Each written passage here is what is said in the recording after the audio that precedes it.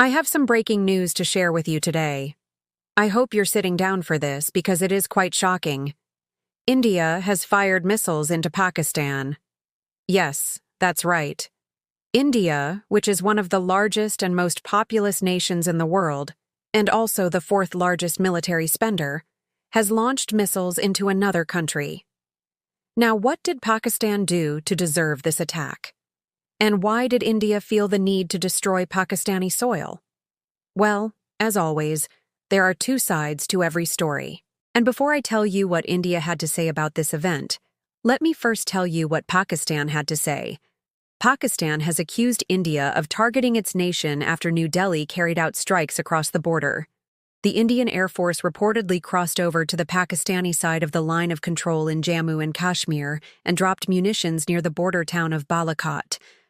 A Pakistani official said the attack occurred early on Thursday morning and that the affected area was close to the border. He claimed that no casualties or damages were reported on the ground. According to Islamabad, this whole thing happened at around 3:40 a.m. Pakistan time when Indian fighter jets entered Pakistani airspace and dropped their payload. They said that they had responded with a number of fighter jets and other aerial platforms and that this resulted in a dogfight. But unfortunately, we lost one of our pilots during this engagement. We are investigating the cause of the crash and trying to ascertain the facts. However, he also stated that Pakistan has the right to self-defense and will respond at a time and place of its choosing. This response could be immediate or delayed. It might happen today, or it might happen tomorrow. Pakistan will decide. This is exactly what Pakistan said. Now, what did India have to say about all of this? Well, let me tell you. India says that it targeted GEM terror training camps in Pakistan's Balakot region. Reports say that India carried out an airstrike against GEM terror training camps in Pakistan's Balakot region on Thursday morning. No casualties were reported on the Indian side, and Pakistan's claim of shooting down an Indian fighter jet is being verified. Apparently, India struck at least 2 GEM sites. One was located near a mosque and madrassah in Balakot, while the second site was near a village called Mamasit. And according to reports coming in, the attack completely destroyed these terrorist training camps. Now, if you remember last year, India carried out similar strikes in Balakot. So why did India carry out this attack now? Well, that's because India says that it wants to stop terrorists from entering India through the border areas in Jammu and Kashmir. You see, ever since the Article 370 got axed in Jammu and Kashmir, Pakistan has been hell-bent on pushing terrorists through the porous border in Jammu and Kashmir. And it doesn't take a rocket scientist to realize how dangerous this is. If terrorists infiltrate Jammu and Kashmir and carry out attacks in the region, it will cause massive unrest. And if the terrorists attack Indian soldiers, then it could lead to another war between India and Pakistan. So, India needs to make sure that Pakistan does not succeed in pushing terrorists into Jammu and Kashmir. And that's the reason behind these airstrikes. The Indian government says that Pakistan is harboring terrorists on its soil and allowing them to plot attacks in India. For example, Masood Azhar, who led the 2016 Uri attack that killed 18 Indian soldiers, is currently living in Pakistan. His family lives in Pakistan. His wife and kids live in Pakistan. That's where he lives. Similarly, the mastermind behind the 2019 Pulwama attack, who happens to be the brother of Masood Azhar, also lives in Pakistan. His name is Abdul Rahman Maki. And apart from these two men, there are dozens of terrorists living inside Pakistan who can attack India at any given point in time. The Indian government knows this very well, which is why it had to take action against Pakistan and stop terrorists from entering Indian territory. But there's another reason why India carried out these airstrikes. Do you know that in February 2019, when India carried out the Balakot airstrikes, Pakistan vowed revenge? Pakistan said that it would respond to the airstrikes at a time and place of its choosing, and that's exactly what Pakistan tried to do. In February 2019, a suicide bomber tried to ram his explosive-laden car into a bus carrying Indian troops in Jammu and Kashmir. Fortunately, the attack failed, but it was still a warning to India. India knew that Pakistan would try something like this again. And India's recent airstrikes could also be a way of warning Pakistan. India has sent a message to Pakistan that if you dare attack us, we will hit back hard. In fact, when I was in New Delhi earlier this month, officials told me that Pakistan's designs in Jammu and Kashmir remain a concern.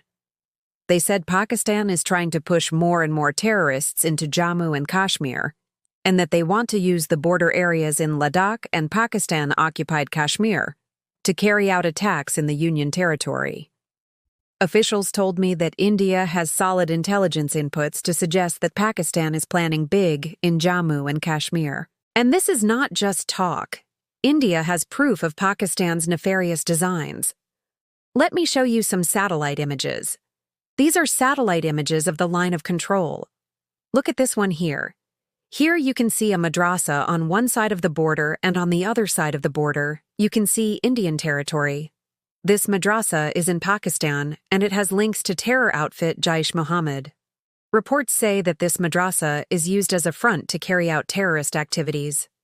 Recently, India shared these images with the United Nations, and the world got to know about this Pakistani madrassah once again.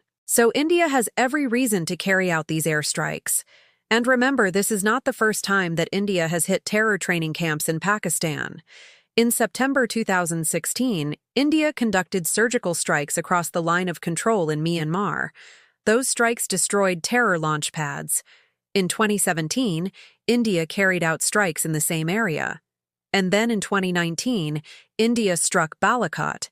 And guess what? All of these airstrikes were successful. No Indian pilot was captured by Pakistan. Not a single Indian soldier was taken hostage. There were no daring escapes either. All of India's missions were accomplished successfully. In fact, the success of these airstrikes was also due to the Balakot Air Base in Pakistan. You see, in February 2019, when India carried out the Balakot airstrikes, Pakistan claimed that it shot down 2 MiG-21 jets. But turns out that's not true. 2 MiG-21s were indeed damaged, but both of them were on the ground. So India's airstrikes had taken out the enemy's air defense system. This allowed Indian jets to enter deep into Pakistani airspace and bomb the GEM training camps. Now, what do you think of India's airstrikes? Was it justified? Should India have sought diplomatic solutions before taking matters into its own hands? Or was diplomacy anyway not going to work? Let me know what you think in the comments. Meanwhile, India has also received international support for its actions. The U.S. has backed India's right to self-defense. In fact, the U.S. Embassy in New Delhi even tweeted on the matter. It said the United States supports India's right to take all necessary measures to defend itself and protect its people from terrorist threats. The U.S. Embassy in New Delhi even changed its profile picture to this one here. It shows an image of the tricolor and the American flag flying together. So the U.S. is firmly behind India. Russia, too, has supported India's actions. Russian Foreign Ministry spokeswoman Maria Zakharova said that Russia respects India's right to defend itself from terrorism. She also rejected reports that Russia had anything to do with Pakistan's claims of shooting down an Indian fighter jet. Clearly, India's neighbors and allies are firmly behind India's fight against terror. The only ones not happy with India's airstrikes are those countries that support terrorism. You see, Pakistan has good relations with China, Iran, and Turkey. And these three countries have criticized India's airstrikes. China, which continues to build infrastructure for the Pakistani military in the disputed Kashmir region, also criticized India's airstrikes. Beijing said that relevant parties should cherish the hard-won peace and stability in the region and avoid disturbing the regional peace and stability situation. Basically, China is asking India not to disturb the status quo in the region. What China does not understand is that India will not tolerate terrorism on its soil. India will not let Pakistan use its soil to attack Indian interests, and China must respect that.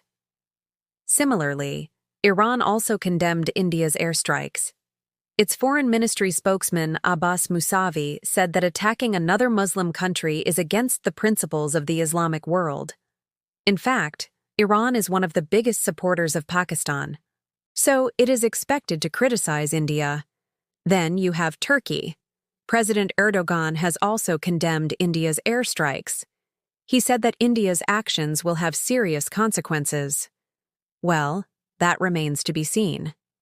Meanwhile, India has proved yet again that it will not hesitate to strike terrorists wherever they may be. India has shown the world that it has the strength and the will to take on terrorists. India has also conveyed a clear message to Pakistan that if you dare attack India, we will hit you back.